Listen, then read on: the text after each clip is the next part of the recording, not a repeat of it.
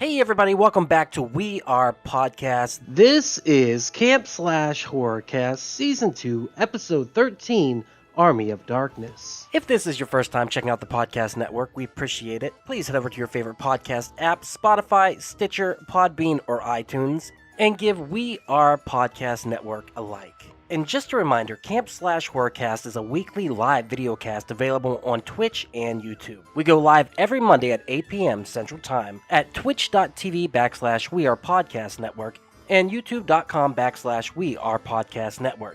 As the Camp Slash Horrorcast is live, I will not be editing the audio for this podcast, so what you saw live is what you get here. Please come watch the stream every Monday at 8 p.m. and if you want to see the previous streams, go check out our Twitch or YouTube channel. And for a full list of future films we'll be watching, please head over to Facebook, Instagram, and Twitter at /WeArePodcast. All links can be found in the description. And with that, on to the Horrorcast. Camp Slash Horrorcast. Hey everybody, welcome to Camp Slash Horrorcast, where we talk horror movies from the past every Monday at 8 p.m. Central Time, live on Twitch. This is Duck, your head camp counselor. Small crew today. We got other head camp counselors, though. We got David. Honey, you got real ugly. Jessup. David, how are you doing today, sir? I'm doing good, kids. Excellent, excellent. And we got Jay. This is my boomstick, McClintock. Jay, how are you, sir? I am well, man. I just had a really great weekend at the club. I'm feeling refreshed, ready for this week. Ready to go to my first big public thing this weekend. What are you doing? I'm going Recording in progress. Sorry. I'm going to wrestling. Hell yeah. What wrestling? WWE is coming to town. Woo! They're going to be here Sunday and Monday, but I'm going Sunday with Eric B. Nice. We're going to Money in the Bank. We're going to check out that new arena in Fort Worth called Dickey's Arena. Oh yeah. Freaking A. Nice, man. man. What day is it? Sunday. Sunday. That's freaking awesome, dude. And what time is that? I think it's like 6 or 7. The comedian we have this week, Dan Soder, he's appeared on Vice's Dark Side of the Ring. If y'all haven't watched that show, Oh, it's great, man. It's really good. Even if it's actually, it almost feels like it was made for non-wrestling fans. Right. Yep. Totally. And that's just amazing work when it's like we'll bring people in, and I think it's also creating new fans as well because it's just so well written. And he's a big wrestling fan, so he might actually go too, which would be cool. Yeah, the one on the Montreal screw job, man, that is a hell of a fucking episode. That is some crazy stuff. I don't want to say which one's my favorite because they're all super tragic, but I think one of the ones I found the most interesting was the one called Collision in Korea, where a handful of WCW wrestlers didn't have to, but they wrestled in North Korea. Oh shit. In the mid 90s, it's the way they talk about it. This is mid 90s. The head of WCW first went up to Hulk Hogan, was like, "Hey, you think you can help us out and go to North Korea?" And he's like, "I can't do it, brother." Sorry, brother. So their second choice was Ric Flair, and Ric Flair, even though he wasn't too happy about being asked second, he went there and he basically saved a good chunk of the event. Nice. And attendance, it's the largest attended sporting event ever. I think it had something like 100, maybe 200,000 people. Wow. But it was also mandatory. Yeah. So you get the W, but it's got a little asterisk on it. Yeah, dude, you're gonna have a blast at that though, and because you're a fan, you know what I mean. That's number one. But number two, they just put on a good show. They always have ever since I started watching wrestling. When I watched wrestling back in the '90s, Attitude Era. Right. Oh yeah, that's where it was at. But let's talk some Evil Dead. Okay, let's get to our movie tonight. It's gonna be Army of Darkness, also known as Bruce Campbell versus the Army of Darkness. Not sure why it's called that. Released February 19th, 1993, with a running time of 81 minutes. It was cut down. They cut about 15 minutes from the original cut. Budget $11 million with a box office of $21.5 million. Synopsis: Ash is transported back to medieval days where he is captured by the dreaded Lord Arthur, aided by the deadly chainsaw, and has become his only friend. Ash is sent on a perilous mission to recover the Book of the Dead, a powerful tomb that gives its owner the power to summon any army of ghouls. So, Army of Darkness, the third of the Evil Dead movies, as we watch all the movies in order. This is so drastically different than the other movies, so let's talk our history with it real quick. Jessup, when was the first time you saw this movie? I was a huge fan of the first two, so I saw this movie when it came out opening night, me and my two stoner buddies, and I did not like it, and I still don't like it, and I know that's not a popular opinion, but I like you said, it's completely different in tone. I appreciate it, but yeah, I was not a fan then, and I'm not a fan now. All right, on. How about you, Jay? When was the first time you saw it? What's your history? Saw it when I was in 6th grade. I had glimpsed over Evil Dead 2 earlier in my life. Didn't have too much history with that one. Didn't even know this was part of that same lore, but I'll tell you what, this movie actually was marketed pretty well. It had a lot of trailers, and I went there with my granny, and when we went to the box office window, the box office lady tells her, she's like, I just want to warn you, you may not be ready for this because it's pretty gory. And by the time the movie let out, my granny looks at me and she goes, I think she was talking about me. Because I mean, I'll be the counterpoint. I absolutely love this. I know Evil Dead 2 is a lot of people's darling, and man, I will also tell you that Evil Dead 2 is my favorite, but I think Army of Darkness is just everything that Sam Raimi wanted the Evil Dead to ultimately be, and I think he accomplished it pretty well. Yeah, he got to make, and we can get into it, but yeah, that's my history.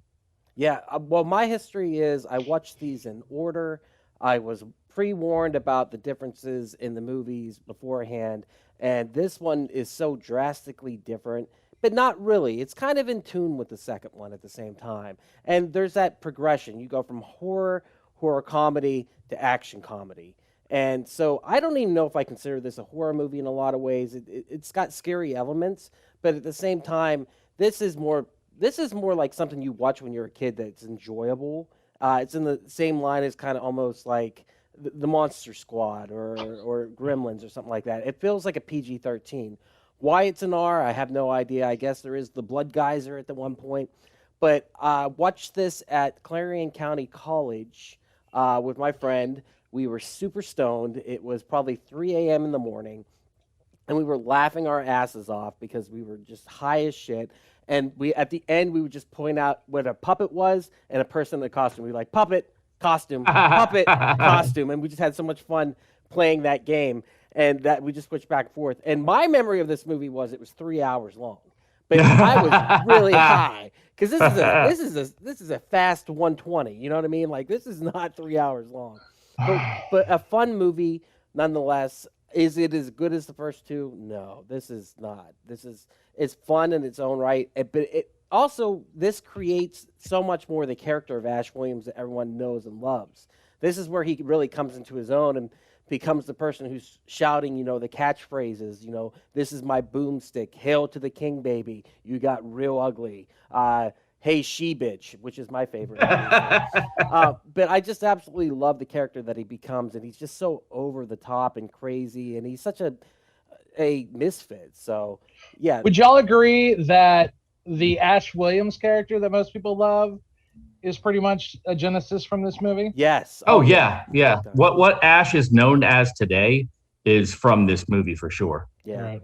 Yeah, and that's the thing. When you go to Ash versus Evil Dead, that version of the character is this Ash, only aged up. You know what I mean? And all the games and the comic books and everything that he became is the king that he is in this movie. He is this over-the-top character who is totally bumbling idiot, but at the same time, making it work. So let's get into the movie. It begins with a recap of the Evil Dead 2. They kind of changed the chainsawing the handoff sequence. They make it less bloody, more funny, whatever he's coming down on it. But they use quite a bit of footage from the second movie. And we talked about this before. Does the first movie, the second movie, and the third movie exist in the same universe? It rewrites it every time it starts, so it's not a big deal. But this one really begins with a bang, recreating what happens at the end of the second movie where they say "Hail to the King." Well, we don't get that. He's captured instead. And we get the march of him and Arthur the Red, I think it is. Henry the Red. Thank you. Henry the Red. Yeah, he doesn't kill the monster with the shotgun. No, like I said, these movies always rewrite. So and I think that was a smart choice because they had to give him that. They build him up again, guys. I'll go back to wrestling, but they had to build him as the underdog, and he goes in, to a fight he's not supposed to win, which is ultimately what I think everyone loves about Ash is that he's really not supposed to win any of this. But he finds a way. The problem I have from it is I get what you're saying there, but we see if you've seen Evil Dead 2, you know how it ends. And so I think as a fan of Evil Dead 2 to come into Evil Dead 3 and they completely rewrite how the end of Evil Dead is, that I think is what set me off right from the beginning to not like this movie. Because I'm like, hey, assholes, I've watched Evil Dead 2 4,000 times. Why isn't he? And you're continuing it. It goes right up to the end of Evil Dead 2. This one starts, and you're completely erasing what we just saw. And so, what's that called? Not retech. What do they do when they completely change a movie or like a storyline? What's it called when they go back and change it? There's a word for it. Oh, I don't know. I know what you're talking about. I can't think of the word either. Rewriting, not rewriting though. But, yeah, there's some maybe it's redacting, but it's like.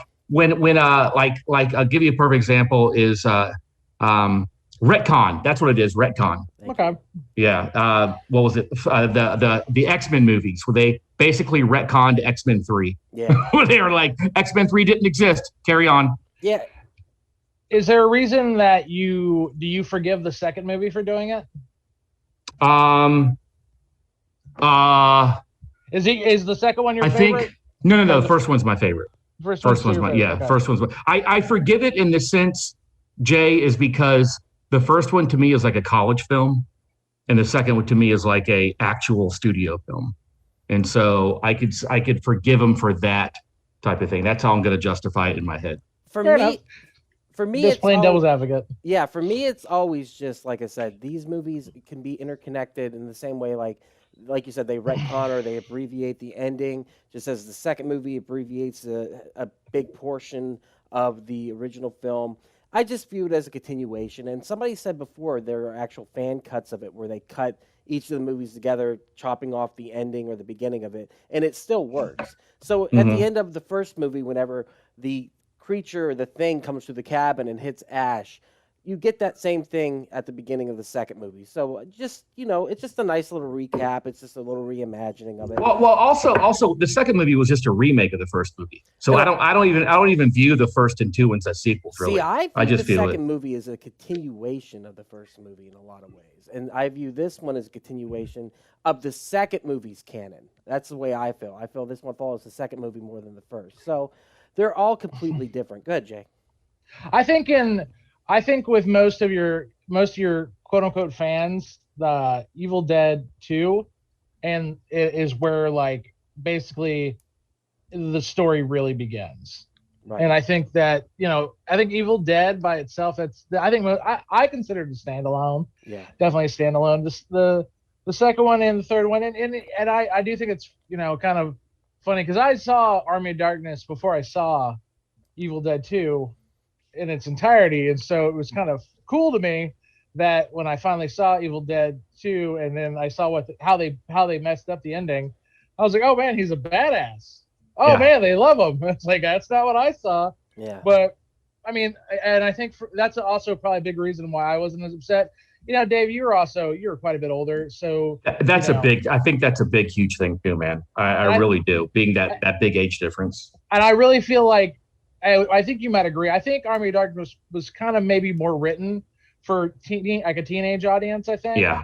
Because I think I think also a lot of people would tell you that their introduction into Evil Dead was Army of Darkness. Well, what's weird too, Jay, is that it feels like it's not only a movie for teenagers, like kids between 10 and 13 years old. It also feels like a movie that's made for teenagers from the 1940s. It's very slapstick. It's very, what's the word I'm looking for? Three Stooges. You know, Oh, absolutely. You know, he's always been huge, Yeah. hugely.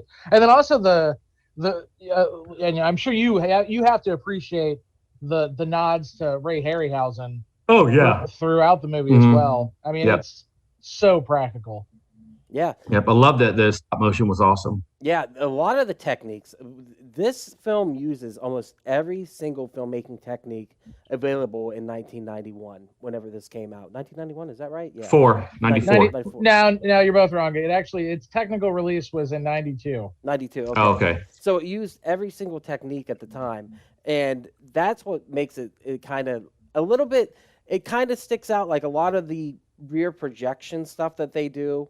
Kind of sticks out like a sore thumb on HD. But if you watch like the grainy version of it, looks amazing. Because I was watching some making ofs, and they have grainier footage, and it's just like it works. You know what I mean? You need film grain sometimes. You don't need the 4K Ultra HD. It kind of ruins the experience a little bit for some of this stuff. But the stop motion animation, the puppetry, the humor, that's the thing that really comes down to. Do you want your Evil Dead scary, or do you want it humorous? And the Medieval Dead, which is what they originally wanted to call it. Medieval Dead. Yeah, I love that name, and it would have been great if they called it that.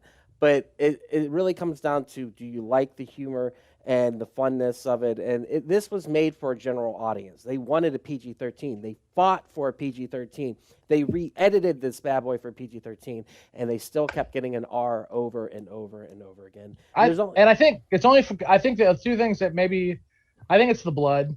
It's the geyser. It's the blood geyser. It's got to be. That's so cool looking, man. Yeah, it's fun. And how do you get rid of that? You can't get rid of that. That makes it so much fun. That pays homage to the second movie, in so many ways. And then also, he does say fuck at one point, but it's like one time, and you can get one fuck in a PG-13. But anyhow, the movie begins. We get Ash. I like what Jay said. You break him back down. You put him at square one, and he's being captured. And then you get the pit scene where he falls in, and you actually see him fight the Deadite. Not one Deadite, but two Deadites. I thought that was pretty cool. We keep talking about the blood guys, or you get the guy who falls in there, and you just see it erupt, and it go everywhere, and everyone cheers, And then you get him knocked into it on accident. A lot of slapstick humor going through this. And then you get the first fight. And I love the way that the priest comes up and says, stranger or weird one or whatever he says. And he drops the chainsaw, and you get that anime moment where he jumps up and he clicks his hand into the chainsaw, falls down. That's just pure Ash Williams. That's fucking metal, babe. It is. It's like, I love it. So you get Ash Williams, you get him going after the Deadites, and then when he comes out and he gets his shotgun, and my favorite shot from the movie is whenever he holds it up and he goes, "This is my boomstick," and the camera shakes. You know what I mean? I think that is one of the most epic shots. And Sam Raimi's still doing new stuff in this movie. He's aping a lot of the classic, like you said, Harryhausen and army films, or not army films, but medieval films from back in the day and stuff like that. But he's still doing his new shots. The only complaint I have is the shaky cam in this movie does get a little bit out of control. It's a lot, especially whenever he's fighting the Deadites. It is a lot. So then we get Ash. He becomes the king, I guess. What is that? What it is, or they just call him like the prophesized one, or what is it? I can't remember. He's the promised one. The promised one. That's what it is. So we get Ash, and they decide that he's going to go after the Book of the Dead. And so he goes on his journey. Now, he's a bumbling idiot, so of course this isn't going to happen. Now, was he really the prophesized one? I guess he was, right? Yeah, he's in the book. In the second one, you see a picture of him in the book. So we get Ash going after the Book of the Dead, which begins a series of scenes that are very slapstick. And that's my favorite portion of the movie, is the middle portion where he has to actually go up to the books, and it just becomes a comedy of errors. because obviously he's a fool and he should be defeated at every fucking corner that he hits. But he, for whatever reason, has a rabbit's foot up his ass, and he just keeps getting lucky and getting out of these different trials and errors. So whenever he falls into the book, you know, he gets sucked into the first book. The second book, he doesn't go up to it. It's booby-trapped. It bites him. You know, he fights it. And then the third book, being the idiot that he is, he can't say Klaatu Vatra, what is it? Klaatu Vatra Nikto, right? Klaatu Varata Varata. Nikto. Yeah. And he forgets it, and he tries to fake it. Nikto! And so it's just one of those things that cracks me up that he's just such a fool. I just love the character. Then we get the skeleton arms coming out and fighting him. For you guys, does this middle part work? Is that something that you enjoy, or was this where Jessup kind of fell off the rails and you're like, I'm done? Yeah, I mean, I enjoyed the little ashes, you know. Mm-hmm. Yes. The little ashes I enjoyed. The only thing I really, really like about this movie is the very end when he's back at S-Mart and he has that badass battle with the Deadite. I really like that a lot. But I guess I was never a fan of the medieval, what do you call it, background. Mm-hmm. I just never got into it. And yeah, man, I mean, I really enjoy the camera work. I thought the camera work to this day is freaking genius. But yeah, man, the slapstick comedy, the wackiness of it, all the wackiness really got to me. Like, I got tired of it really quick. But I did love that last scene, because that to me is what is Evil Dead at its best. You know, when it's with the combination of Ash being, you know, one-liners and then this hardcore horror, Deadite demon crazy shit. I'll swallow your soul, you know, shit like that. So, and that ending is actually an alternative ending. Initially, they didn't have that ending. They had an ending where Ash went into the Cadillac or whatever the car is, and he took some potion. It's the Oldsmobile, Delta 88. It's a very famous car. Sam Raimi uses it in pretty much all of his movies. You'll see it. It was in every single Spider-Man movie. He finds a way to put it. It was in, I believe, it was in Crime Wave. I believe it was definitely in, I think, one of the Maniac Cops. So it's a lot of people say that he likes that car more than he likes Bruce Campbell. Oh, it's also in what was it called? A Simple Plan? Yep, absolutely. Wasn't A Simple Plan, which is a very underrated movie. Oh, it's a great movie. I think to me that's his best movie. I absolutely love that movie. For me, I would say my favorite Sam Raimi movie was For the Love of the Game. I've never seen that. Great take on baseball. One of Kevin Costner's best movies too. But yeah, I know we're getting off topic. But Duck, to answer your question, the middle part, like I said, man, I saw this movie. I got to see this movie as a blank slate. I had no idea that there was anything that came before this movie. I felt like he was, you know, narrating it like you weren't supposed to see what had happened before. And I guess, you know, according to what actually happened in Evil Dead 2, you really didn't need to. But yeah, the middle part was cool. I like the fact that his ultimate bad guy is himself. Yes. Which I think also plays on that trope from Evil Dead 2. I thought that was actually a nice, after my third or fourth watching of both these movies, I always thought that was like a little wink and a nudge to the second movie, saying like, hey, we didn't forget about that part. Mm-hmm. We're gonna expand on that, because I think a lot of fans actually mentioned that in hindsight. We all watch movies and we think of how we would like them done a little different. We can pretty much dissect any movie that we watch that way.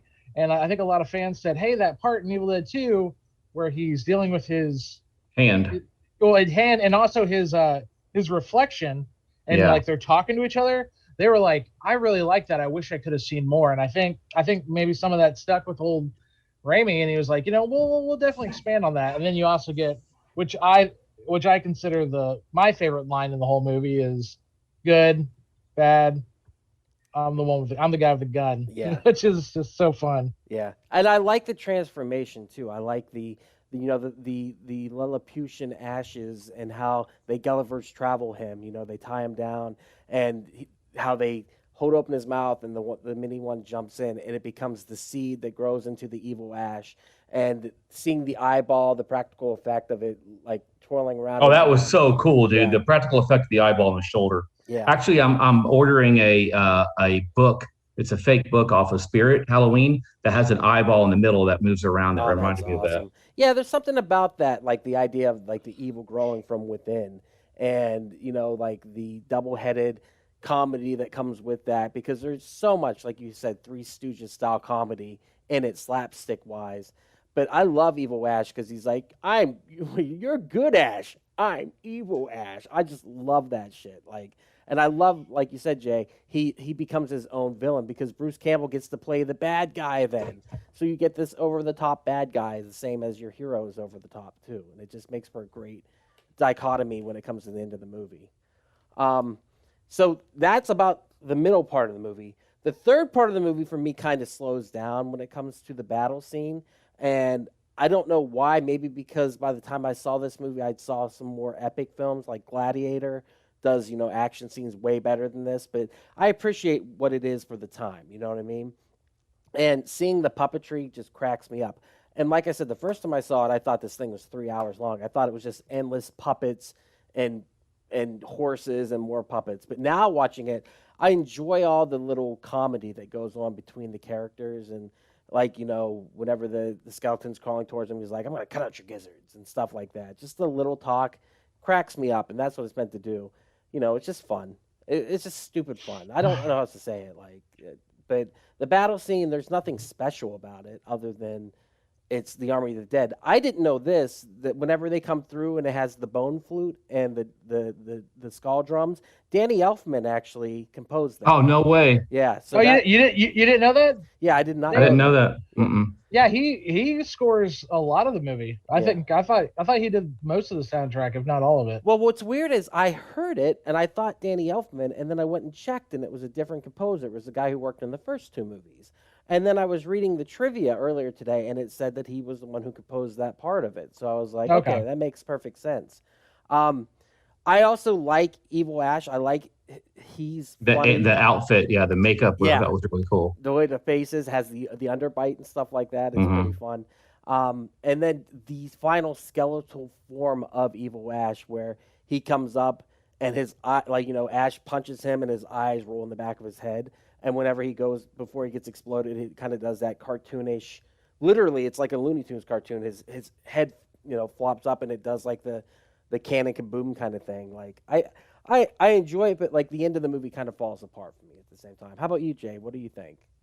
Like I said, man, you're not going to get me to say like anything negative. I mean, it's just there's nothing for me to hate on this movie, just from it, because again, it was just so fresh to me. And again, like the last part, what he does with the car in medieval times, I thought that was really badass. The girl. Let's talk about the girl. He gets a love interest that actually sticks around for this movie. Yeah, and she doesn't actually get killed. She just gets turned. I thought that was her really getting killed, choice. and that's what's crazy is whenever I watched it this time, I was like, oh, I thought she died. So she's there for the whole time, and like he does the line, first you want to punch me, now you want to kiss me, First you want to kill me, now you want to kiss me, blow. Yeah, I'm gonna correct you every time. I'm sorry. Oh, you're fine. I'm just messing with you. It's one of those things where I absolutely, with her, I felt like she was kind of a non-character. But he has 3 different love interests in this movie. He has Linda at the beginning, played by, what's her name? Shit. Well, Bridget Fonda. Bridget Fonda, man. Yeah, and Bridget Fonda. You know who Bridget Fonda's married to? Danny Elfman. Who? Danny Elfman. Yeah. Dude, whatever happened to her? Because she was like the it actress in the 90s for a while. Well, beautiful. As someone who shares a birthday with Bridget Fonda, I can tell you a few things about her. She did do quite a few movies in the 90s. I remember Single White Female. Yep. And she also did that La Femme Nikita American version. Yeah. Which a lot of people said is the definitive version. I think, I of course am a movie snob, so I bow down to the original French version, but that American version, no problem with it at all. Yeah, they said it did a lot of justice Yeah. And she's just got that really strong. And then I remember her in Doc Hollywood. Huge fan of her in that. And then she did a Jackie movie, Brown, bro. Jackie Brown. She's Amazing. Phenomenal in that. I think her last movie was a movie called Kiss of the Dragon in 2002 with Jet Li. After that, she just wanted to go be a mom, apparently. And so Good for her, man. She is Hollywood royalty anyway. The Fondas, I mean, and that and Danny's doing more than enough to pay the bills for the rest of their lives. But even at that, I think she had her time in Hollywood and she was ready to go. An interesting side story about her. I don't know if you've ever saw the anime version or the CGI version of Final Fantasy that came out, I think, in like 2000, 2001. Yeah, Spirits Within. Yeah, Spirits Within. The lead actress was modeled after her. Okay, there were talks about, after that movie came out, people of course get big eyes and big ideas. They really thought that they were gonna be able to fool people into putting characters that look like that into real movies, and no one would be able to tell. But it was like, I never get that. It's what do you call it? Uncanny Valley. You can always tell. Uncanny Valley. Yep, absolutely.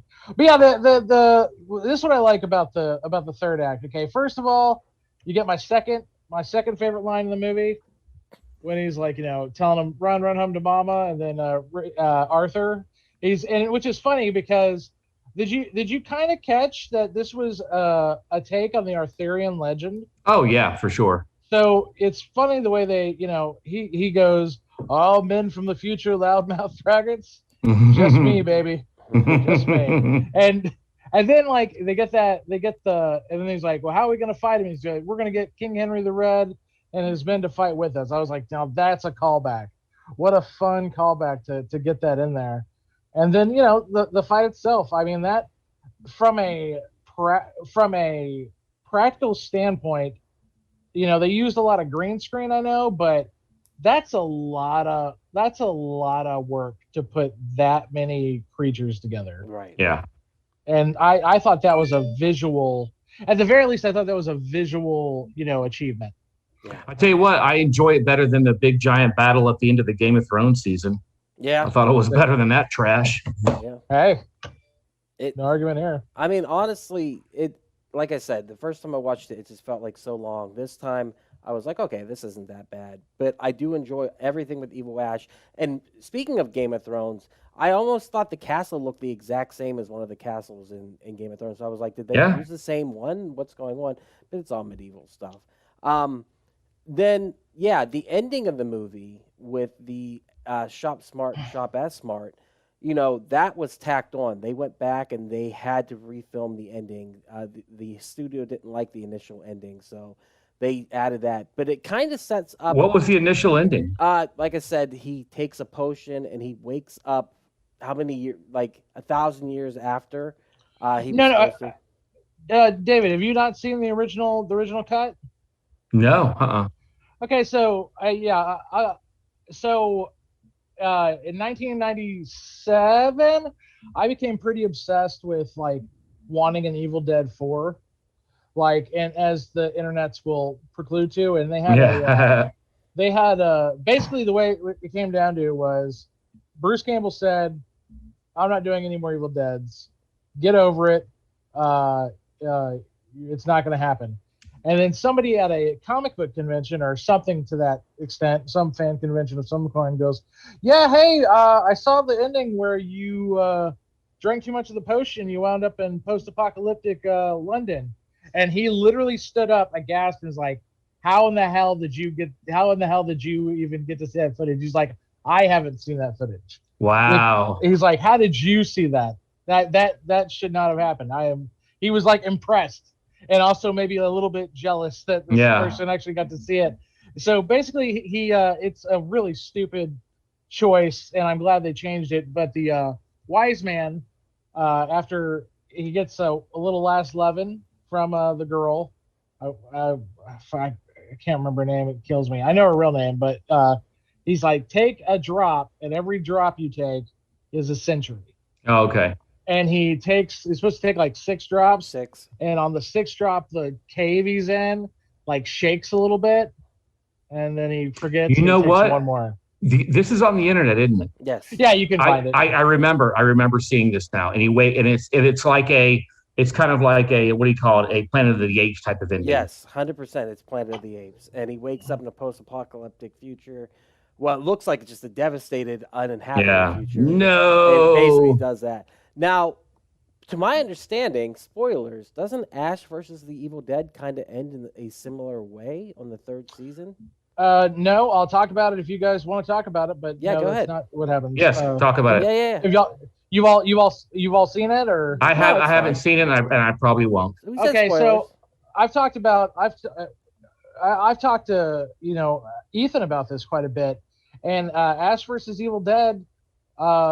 Honestly, it gave me closure, and it allowed me to not necessarily turn my back on this franchise, because I've always been a big fan, but it was the ending that I actually wanted. So in Ash versus the Evil Dead, you get the best, in my opinion, ending, in that he fights a giant deadite. Oh, nice. We're talking like a kaiju sized deadite. This thing's Nice. got to be like 100 feet tall or something to that extent. And it's just the embodiment of all the evil. And another thing that the Evil Dead does, the Ash vs. Evil Dead show does, that I've always wanted him to do, and I was really excited, they actually showed what the evil looks like when it's That's always chasing. It's Very always cool. chasing, and for once Yeah. you see it in like a rear view or something. You see it as a big cloud coming at you, very like Lost-ish, but I don't care. I forgive it. But yeah, he destroys this big deadite, and then he does kind of wind up in a little bit in the future, but as opposed to the ending of this movie, when he wakes up in the future, he has like this like almost cyborg assistant who has given him a brand new hand that is basically it's like a Luke Skywalker hand. Okay. It's definitely an upgrade to the gauntlet that he gets in this one. Yeah. And they're like, "Are you ready?" And he basically gets into his car, and they drive off, ready to do whatever they need to do. And it was like, that's the All right. to me, I was like, what? He's got nothing left to do. Well, that's initially for Evil Dead 4, if they were going to make it. That's why they did the post-apocalyptic ending, because he was supposed to fight the Deadites alongside robotic helpers from the future. So the series actually ended up where they wanted it to be at the end of the third movie, heading into a fourth movie. And there has been talk of a fourth movie with Ash Williams for a long time, continuing it, but we probably won't get that, seeing as we're getting Evil Dead Rising, which is some kind of weird retcon remake. No one really knows what's coming our way. More of the same, right? We know that it's set in the same universe, though, as the Ash Williams Evil Dead. That's the Is one thing we Raimi do. directing it again? I believe he is directing it. He did not direct the remake, but I think he is directing this one. I believe. Isn't this like a HBO Max type of thing? It is. It's like an HBO. Yeah. I think that's what it's coming out on. So, I mean, I'll watch it. I'm down. I hope they go back to the original Deadites from the original movie. And Ash vs. the Evil Dead did a little bit of that. They did a little bit of everything. But I can't. I'm gonna start watching that series because I've only watched the first season of it. I haven't seen the second or the third season of it. Is it on Netflix?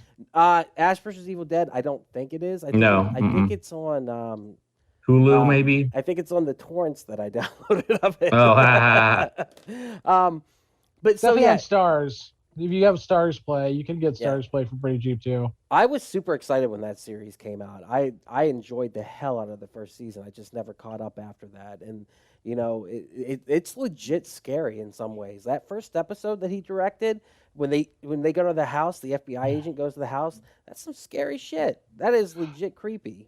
And so, I think, yeah, the TV series definitely. Dave, have you not seen any of the series? I haven't. Mm-mm. Oh, Dave, let me assure you. Was it on Showtime or something? It was on Stars. Stars. Dave, Stars, that's why.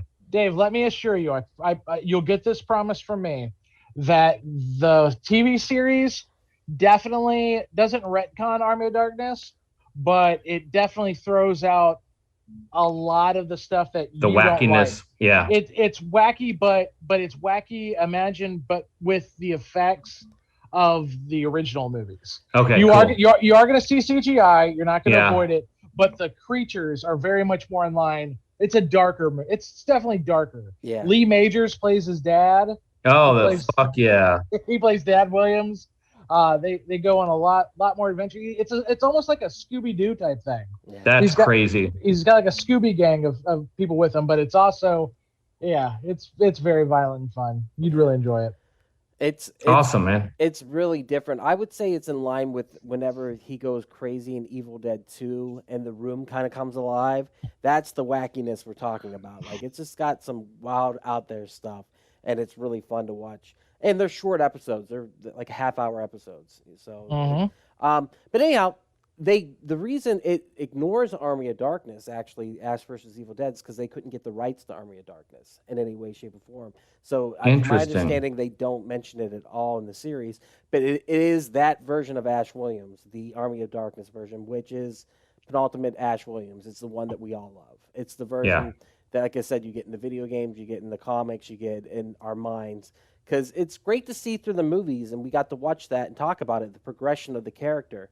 How he went from being just this normal guy in this fucked up situation in a cabin where he had to kill his friends, or, he had his friend chop up his girlfriend and things like that, and how he reacts to it, to this hail to the king, baby. This over-the-top narcissistic fool that is just so much fun to watch. And Bruce Campbell, all credit to him, he produced all these movies. He is just as involved as an actor as he was in the writing, the production, the creation, finding the money for it, and all those things. He was part of the crew. So That's awesome. I just think I give kudos to the whole crew, and I think that they all rock it. Is there anything else you guys want to say about Army of Darkness? No? In his book, Confessions of a B-movie actor, If Chins Could Kill, he actually talks about how he got paid for this movie. And it was his biggest paycheck up to date. He got paid $500,000 for Army of Darkness, but because of the fact he basically broke it down, and when it all came down to it, he basically made about $50,000 a year to be in this movie. Oh my God! It took 2 years to make, and when you break down like agents and all this stuff, and I think he was going through a divorce too at this time, so it was like, definitely wasn't the windfall. Yeah. But he's had it. He's had a hell of a career afterwards, and he's always a cult icon. He's made movies. My Name is Bruce. Bubba Hotep, Burn Notice, 7 seasons of that. Like, he killed it through that. He was in Xena. The dude's been a working actor, and he's one of the most beloved character actors of all time. And it came from just a bunch of kids making a movie in the woods. You know what I mean? And I love it. That's not bad. That's not bad at all for a career. So give it up to Bruce Campbell. With that said, I think Army of Darkness is the weakest link. So would I recommend Agreed. it? 100% recommend this movie. It's fun, but it is definitely the weakest link in the Evil Dead trilogy. So, but in a lot of ways, I'll agree it's the weakest. But I think in a lot of ways, it's also maybe the most important movie of the 3, because I think Army of Darkness is the reason we have the video games. It's the reason we have Ash versus Evil Dead. I think it's the reason why this series actually stopped being cult and actually became part of it. Became a global brand. Yeah. Yeah, because it wouldn't take much editing to put this on TBS on a Thursday, and a lot of kids probably caught it that way. They probably caught it on the cable version of it, and it's, like I said, it's more kid friendly. Like, I would show this to a teenager. You know what I mean? Like, I don't know if I'd show the first 2 movies to somebody who's like 10 or 11, but I'd be like, Army of Darkness isn't half bad. It's no worse than Hercules or Xena, like I said before. It's just like it's rated. All 3 of these movies are some of the highest ratings on Rotten Tomatoes, I think. Oh, a huge fan base, man. People love it. No, I mean even critically. Critically. Like, let me take a look. What's Army of Darkness looking like on Army? Not that it, Rotten Tomatoes is the no. I support Rotten Tomatoes, and I trust it, especially when it has critics and audiences both agreeing on it. It's usually a good movie. It's only at 73%. The other 2 were definitely in the 90s, but it's got an 87% audience score. So yeah, anything above 70 is good. Anything above 70. So, everything that Dave said, I cannot disagree with. I guarantee if I was 10 years older and I had got to see Evil Dead 2 in the theaters and this game, I probably would have had a sour taste in my mouth too. I think I was just lucky in that regard. Yeah. Yep. So, totally. But you do recommend it, Jay, 100%, right? Oh, without a doubt. It's like, to me, it's the most important Evil Dead movie for allowing the franchise to live on like it has. And to me, Oh, definitely. Yeah. How about you, I David? totally agree. Do you recommend it then? Oh yeah, sure. Yeah, totally. Yeah, this is yeah, I mean, man, it's the birth of Ash as we know him now. So yeah. And plus also the main reason why I would recommend this movie is the camera work by Sam Raimi is artistic. It's beautiful. Yeah, I love the stuff he does. He pushes the envelope of what was being done at the time, and he's always moving forward. And like I said, the only thing I have an issue with is the shaky cam, but shaky cam became a huge thing in the early 2000s. He was doing it, what is this, 91, 92, 90? Yeah. He's doing Blair Witch Project is what really blew up that shaky cam crap. Yeah, and it's just one of those things. I hate it. He uses a lot of Dutch tilts in this movie too. I noticed that. So, but you know what? I'm never going to go against the Sam Raimi film. We've watched more Sam Raimi films on this cast than we have anything else at this point. You know what I mean? So we are all fans of him and all this cult. Hopefully, we can find a way to sneak in some of his more sincere films, such as A Simple Plan or The Gift. The Gift would be a great one to do. Oh wow, he did direct The Gift, huh? Yeah. Dude, The Gift is awesome. The Gift is awesome. I just went to see it the same reason everybody else went to see it. Katie Holmes' tits. That's exactly why everyone wanted to see right. it back in 2000. That's right. No, but I actually saw that in the theater. That movie, the theater I saw that in was in Tyler, and that theater is now a Planet Fitness. Every time I drive by it, the only movie I ever saw there was The Gift. How funny. Hopefully I come back. All right, we'll figure it out. Hey everyone, it's just Duck jumping in here real quick to say thank you so much for checking out the podcast today. If you're enjoying it, head over to your favorite podcast app, Spotify, Stitcher, Podbean, or iTunes, and give We Are Podcast Network a like. And just so you know, the next section of the podcast will be clips from the movie, so you can find replays of the live video stream at twitch.tv/We Are Podcast Network and youtube.com/We Are Podcast Network. Once again, all links can be found in the description. Come check out our live stream every Monday at 8 p.m. And for a full list of future films, check out our social media. You can find us at Facebook, Instagram, and Twitter at /We Are Podcast. And with that, back to the Horrorcast. All right, guys, let's get to some clips of the movie. Let's play these bad boys. We'll just enjoy them. It's a little different, the cutting off the hand. It got into my hand and it went bad. So I lopped it off at the wrist. So this is a new scene, right? Yes, that is they refilmed that one, but most of the other stuff they didn't refilm. So, but it's just a little bit different than it was in the original version. Why? I wonder why I wrote why. Oh yeah, why is it called Bruce Campbell versus Army of Darkness? I still don't know why. Because he produced it and was like, bitch, I put my money in this. I want my name in the title. Oh, yeah. I remember when the first time I saw this, I turned to my friend and I say, why is it called Bruce Campbell versus Army of Darkness? He goes, nobody knows. He's like, doesn't matter. A couple other names. The only other one I knew about for this movie, I believe in France, the movie is called Captain Supermarket.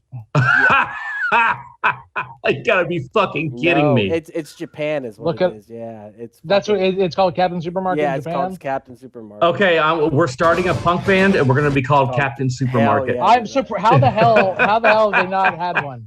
Dude, I'm so down for that. Let's make it a ska band. Look at that. Jack shit. What a great line. Hello, Mr. Fancy Pants. I got news for you, pal. You ain't leading but two things right now. Jack and shit. And Jack left town. Oh, sick burn, bro.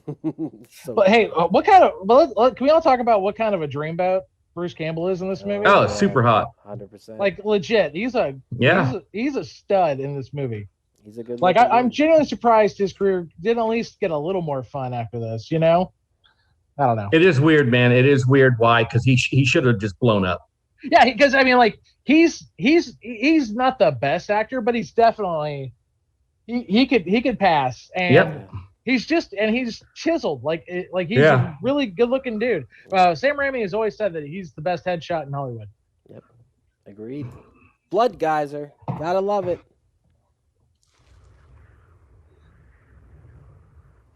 It's the pause before.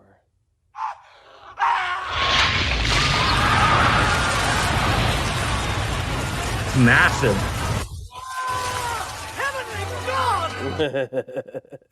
All right, the anime chainsaw. Whenever he's jumping up and he gets it, yeah, baby.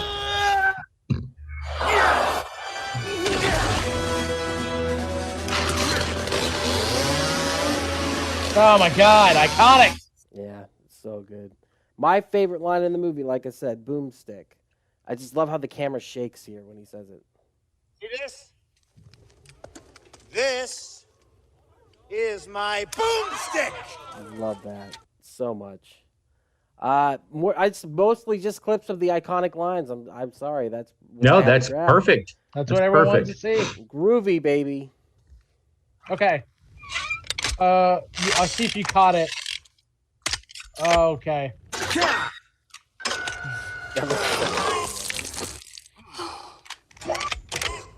Groovy.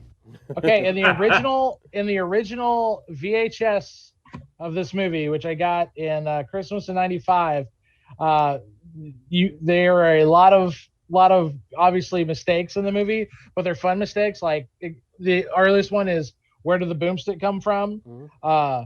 There's a scene where that scene you were just showing, and he's tightening up, and you actually see this part of his hand. Funny.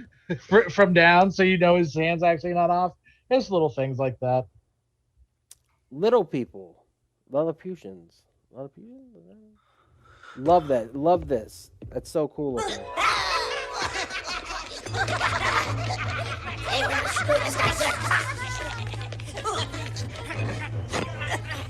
Ramming speed!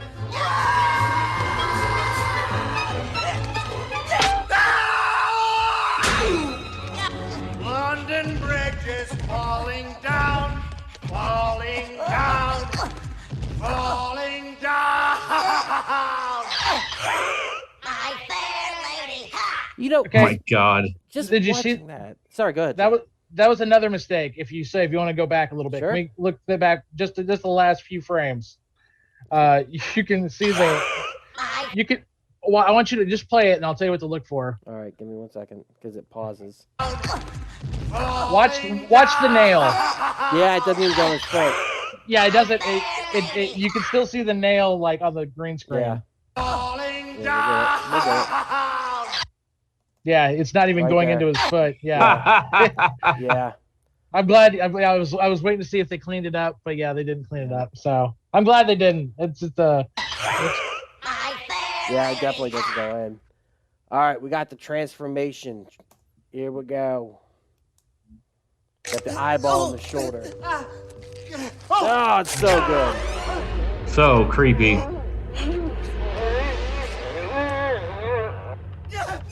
Oh, dear God, it's growing bigger!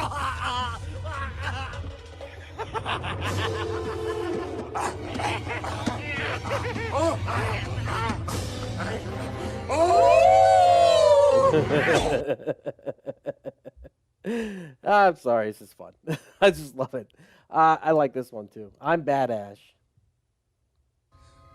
I'm bad, Ash. And you're good, Ash. You're goody little two shoes. You're goody little two shoes, goody little two shoes. Little goody two shoes, little goody two shoes, little goody two shoes, little goody two shoes.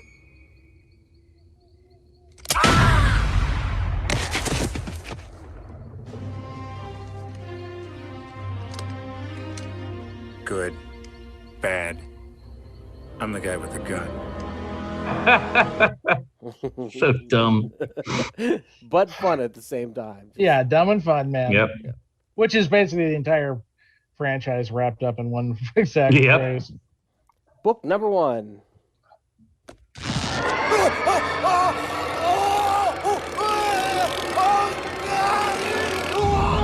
Right there, that's a candle ring.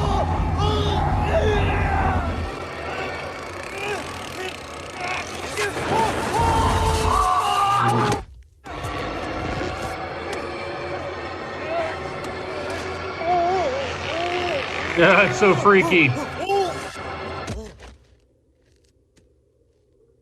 It literally becomes a Looney Tunes cartoon. It's ridiculous. It's almost like The Mask. Mhm.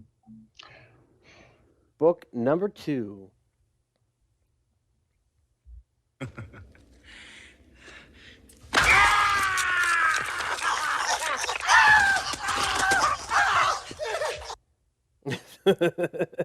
Oh, come on. It's so ridiculous.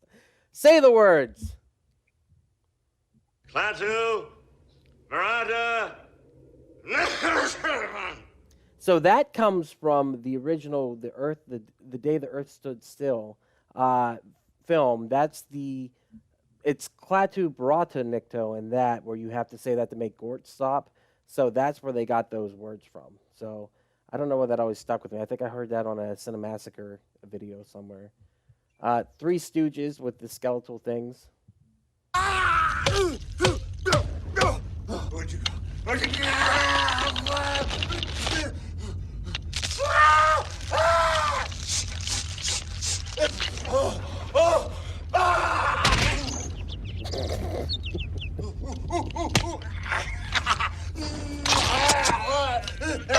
David, what were you thinking when you saw this in theaters? I was thinking this is the Three Stooges. Yeah, I was like, what the fuck is going on? Yeah, I was really mad. I was definitely mad because I was expecting Evil Dead 2, but like, with a bigger budget, and Yeah. I got wackiness. I think you do have to be prepared. Somebody has to tell you, like, if you're going to watch these in order, that they're so radically different. Like, when I showed them to Ethan, I was like, listen, dude, first one, horror movie. Second one, horror comedy. Third one, action comedy. Like, I prepared him mentally, you know what I mean? So when you hand these down... I would call the third one slapstick.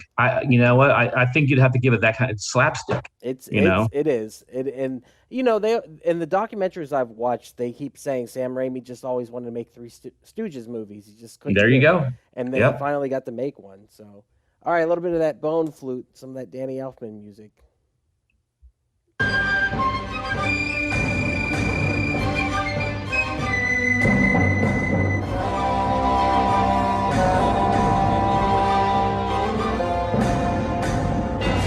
Puppets in the foreground, people in the background.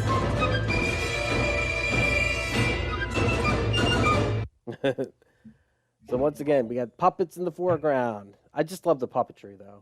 Puppetry's awesome, man. Like I said, I enjoy this battle scene way better than the Game of Thrones dark battle. You could even see what the fuck was going on. You know what? And you got to think, did George R.R. Martin steal from this? You know what I mean? Like, obviously, he's a fan. Did he take the idea for Game of Thrones and the zombie? It kind of, it kind of looks like the what do you call it? What are they called? The White Walkers. the White Walkers, man. That dude. I never even thought about that, but that's a really good point, Duck. The what are they called? The Night King. Yeah, that's totally, dude. He almost has the same outfit. Yep, that's what I'm saying. Wow, did we just uncover? Oh, we're canceling. So. We're canceling. Are we sleuthing? Glenn. Are we sleuthing, Martin? Yep. We got blowing up.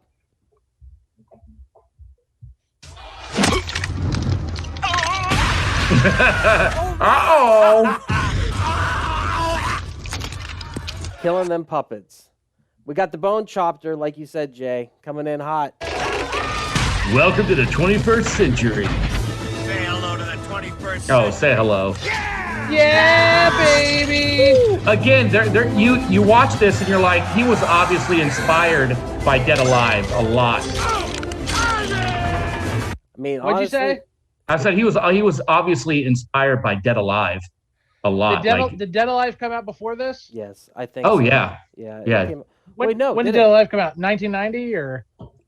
Yeah, that's fine. I think so. But I mean, I always think of these Dead Alive and the Evil Dead. I always got them confused when I was younger.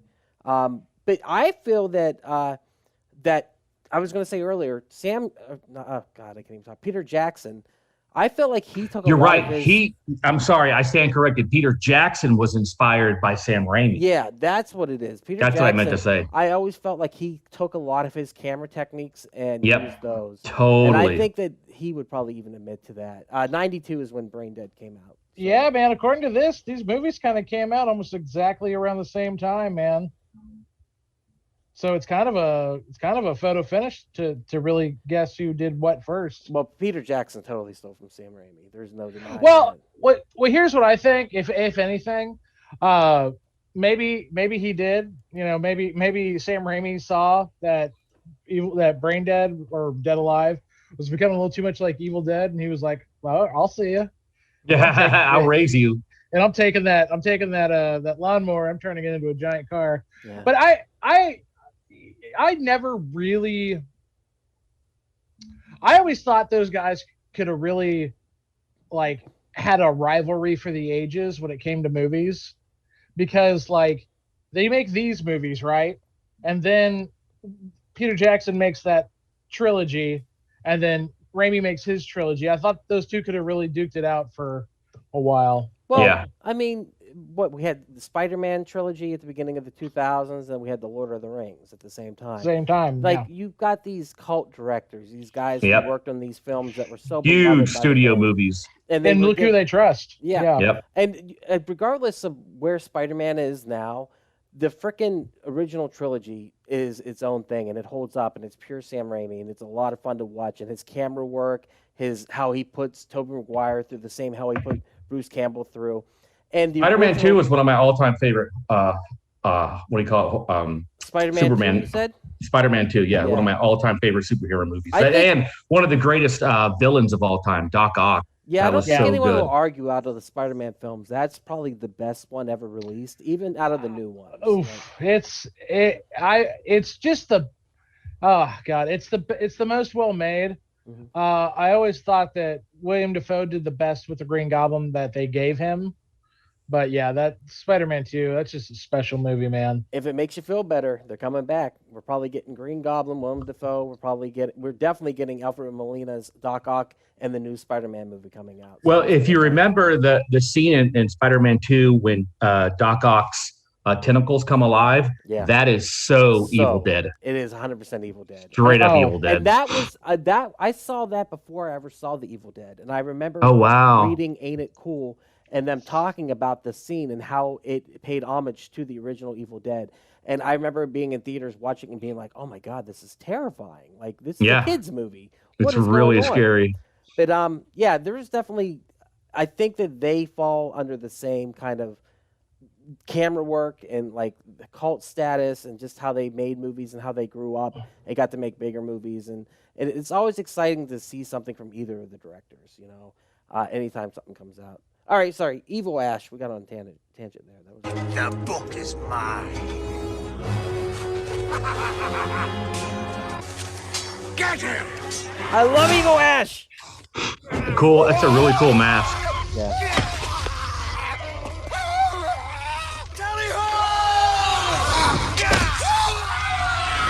When did Ash learn how to sword fight? When he was working at Kmart or S-Mart? He's the chosen one. Who knows? Oh, okay. Good point. Here's a fun little fact. David, how long have you lived in Texas? I moved here in '96 with my band. Did you ever go to Planet Hollywood downtown? I never did. I missed it. At Planet Hollywood, back in '98, they have this puppet. Oh, wow. Oh no, they didn't. No way. They sure as hell, which I thought was so cool because Planet Hollywood was started up, I think, by like Arnold, Stallone Yep. and Arnold, Mhm. Stallone Bruce, and- Willis. Yeah. Bruce Willis, yeah. Yeah. And then of all the places to see Army of Darkness memorabilia, it was at the West End, and I just thought it was the coolest thing that they had this actual puppet. Yeah, dude, I love this puppet. Like that's why I clipped so much of it. Like, look at this. I got a bone to pick with you. Ridiculous. Love it.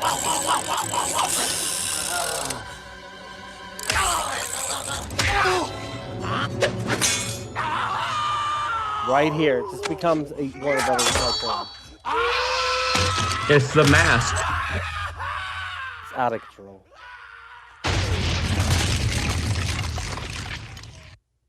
Retreat. Final clip. Shop smart. Lady, I'm afraid I'm going to have to ask you to leave the store. Who the hell are you? Name's Ash. Housewares. housewares. But in my own way, I am king. Hail to the king, baby. Hail to the king, baby. Always gets the girl. Freaking ridiculous. So yeah, that's Army of Darkness, the finale in our Evil Dead trilogy, if you will. And like I said, I enjoy it. It's probably the least of the three movies, but as a trilogy, the third movie never really works out. I can't think of anything that it's always the second act that stands out. It seems Empire, Two Towers, Aliens. Well, I like Alien better. I'll give you one example where I think the third movie, in my opinion, is the best. Okay. Exorcist 3. Yeah, you keep saying that. We're gonna have to watch that. We're gonna have to get down with some Exorcist and some Exorcist 3, I think. And I'll tell you why. I've seen The Exorcist probably about 5 or 10 times. I've probably seen The Exorcist 3 about 30 times. Yeah, I love George C. Scott, right? Kills it. Yeah. Because we can agree that the second one is a raging dumpster fire. It's awful. But the third one, it just, man, it grips you because it's all about the cop. Yeah. I love the fact that it's all about the cop. Yeah, that one gets me good. Yeah. Have you guys seen my Exorcist diorama?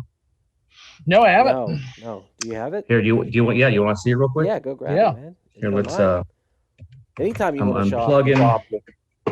say hello. Say hello to my little friends. I just noticed that's what your name was. Yeah, did you ever hear the theory that Oz the Great and Powerful is a remake of Army of Darkness? Have you ever seen that before? That in a lot of ways he just wanted to recreate that movie and make it work. I love that movie. But Oz the Great and Powerful?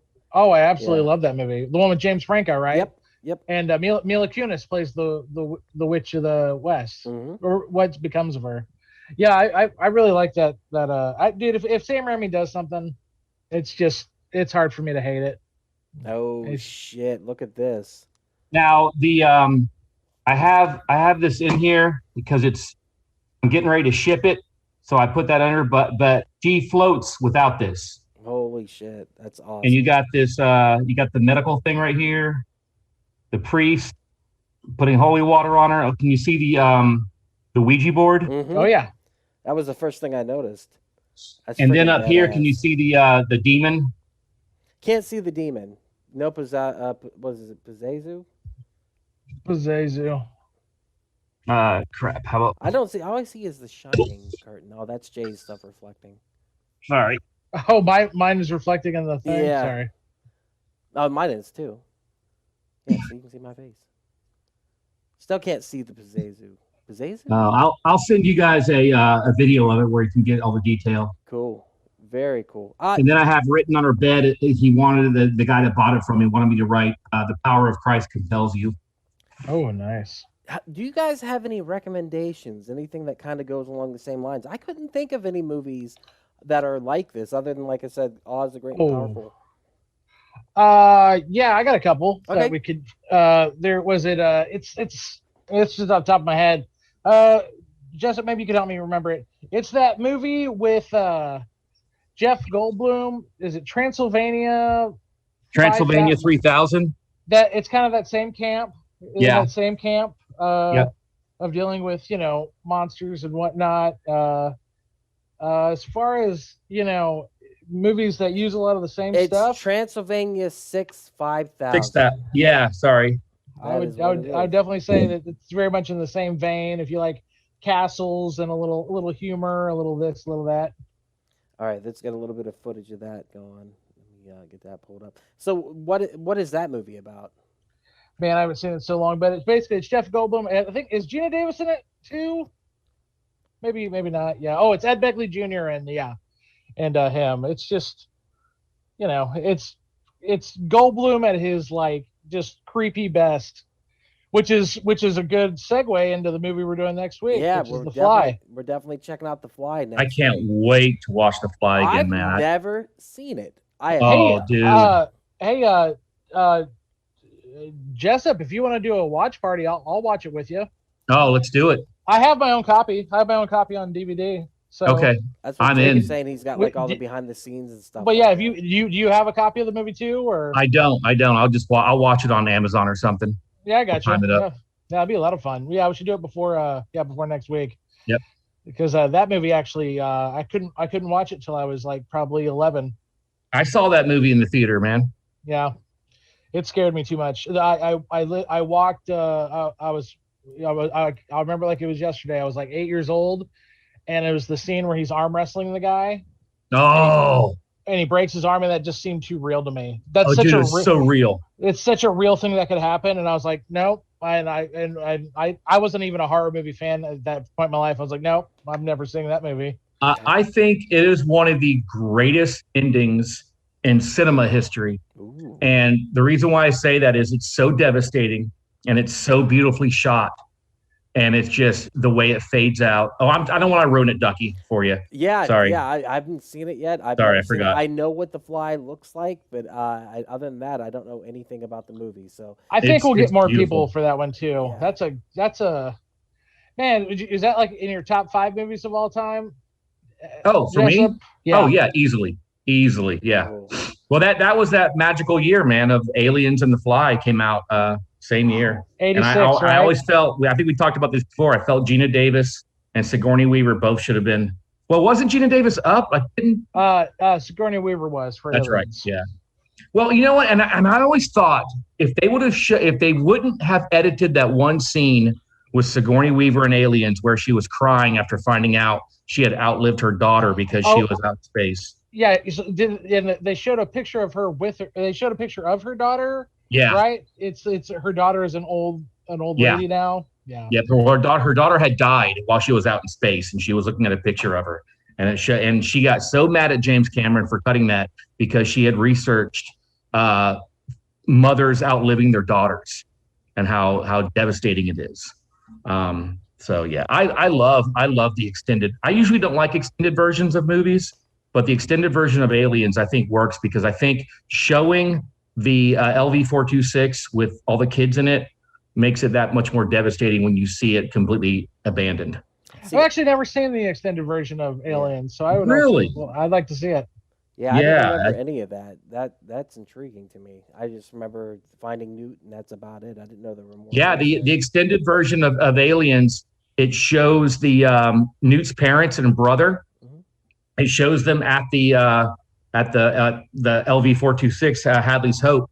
It shows them there, and the dad gets told, "Hey, go out and there's a beacon somewhere. Go out and find the beacon." And they go, and it shows them going to the derelict ship. Hey, you guys want to see something else real quick? Sure. Yeah. Let me show you this. I think I might have, but since we were just talking about it. Yeah, we'll have to find a way to get aliens in there eventually. Duck, I do have one more recommendation, and if Sure. you can go ahead and look up the clips for it. Sure. It's that movie I changed my mind on, Sundown to Vampire in Retreat, Mhm. another Bruce Campbell movie. Go ahead and play some. You can rock some clips of that. It actually came out before 2 years before Army of Darkness. But we'll wait till David. David, you back? Yeah, I'm back here. So Oh, this no, is we got the Queen. the Queen, but then in the background, if you can see, it says there's a sign that says Hadley's Hope. Oh, nice. And so Holy what I'm going crap. to do, what's that? No, go ahead. I'll tell you after. What I'm going to do is I'm going to drill a hole underneath it, and coming up, I'm going to put a lamp right here through this egg. So you can get a little So- bioluminescence going Yep. on. Yep. All right, here we go. Strong choice. That'll be badass. All right, Vampire. Sundown, the Vampire Retreat. A little bit of This is that. What I was saying, holy crap, about was remember the last time we looked this up? We watched this version of the trailer, which is very poor quality, right? But check this shit out, dude. Check this shit out. you got a better quality trailer. They It's just just David, put it up on YouTube, the full movie. So it is the entirety of the movie in HD quality. That is a dick. I can't show that. it's just another. I was just recommending another Bruce Campbell vehicle. Sundown Vampire There he is. Retreat. He to be honest with you guys, it's very deceiving. He's a very small part. He's a very small part of this movie. I would give him like fifth billing. Like, he's a part of it. He's an important part of it, but he's definitely, like, on the cover, the way they portray him, he is not the main character by any means. But yeah, this, you talk about ripoffs. True Blood absolutely ripped off this movie in multiple ways. Yeah, man, we might have to put that on the slate eventually. It's a fun one. All right, guys, let's close this down. David, where can they find you on the internet, sir? You can find me at Stop Motion Nightmares on Facebook, Children of Dave on Instagram, and if you go out to Curiosities in Dallas, you'll see my creepy artwork. Fuck yeah. And you can find us at wearepodcast.podbean.com. We've got all the podcasts there. There will be a new We Are Era and new We Are Bagu coming out. And hopefully we'll be doing some more live stuff here on Twitch. Jay, we'll talk about that a little bit more. We might want to bring back the gaming news hopefully soon. We got to work that out with you and Ethan. And then We Are Era will be going live. Seeing as Jake has moved, we're going to turn it into a live show that we're going to do probably once or twice a month on Tuesdays. So we can't wait to do that.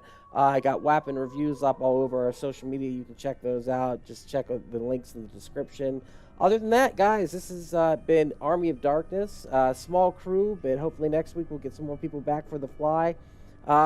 Keep horror in your heart. You know, we enjoy watching these movies every week. This is fun. So we appreciate you checking it out and listening. And we will see you next time. With that said, I'm going to kill the feed. Keep horror in your heart. Thank you again, guys. And there it is. Thank you again so much for checking out the podcast today. If you enjoyed it, head over to your favorite podcast app, Spotify, Stitcher, Podbean, and iTunes, and give We Are Podcast Network a like. And since this is Camp/Horrorcast, if you want to check us out live, we will be on Twitch and YouTube every Monday at 8 p.m. Central Time. You can find us at twitch.tv/We Are Podcast Network and youtube.com/We Are Podcast Network. And if you've enjoyed this podcast, you're going to love the other podcasts here on the We Are Podcast Network. We have We Are Era, where we talk movies, entertainment, whatever the fuck we want to talk about. That's me, that's Jake, and that's Javi. We're breaking down that pop culture, and we're having so much fun. And don't forget to check out We Are Bagu, a video game podcast, where we talk Atari to Steam and everything in between. That's me and Dr. Ethan Eastwood breaking down all that video game lore, heroes, Gyros, a Dungeons and Distractions side quest. Me and the boys were playing some D&D. You can start that one from Season 1, Episode 1. It's a blast the whole way through. And I Hate Being Sober. Personal stories from epic people. I sit down with some of my favorite people of all time. We talk about their trials, their tribulations, and their journey this far. Also, check the links in the description for our social media. You can find us at Facebook, Instagram, and Twitter at /We Are Podcast Network. With that said, hopefully we see you in the live stream.